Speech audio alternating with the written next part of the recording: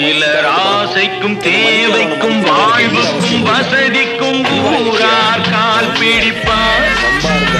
ஒரு மானமில்லை அதில் ஈனமில்லை, அவர் எப்போதும் கால் பிடிப்பார்.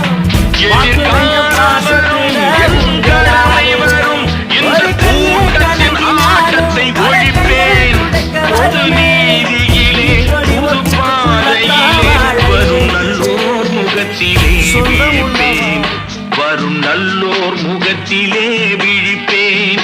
நான் ஆணையிட்டால் அது நடந்து விட்டால் இங்கு ஏழைகள் வேதனைப்பட மாட்டார். உயிர் உள்ளவரை ஒரு துன்பமில்லை, அவர் கண்ணீர் கடலில்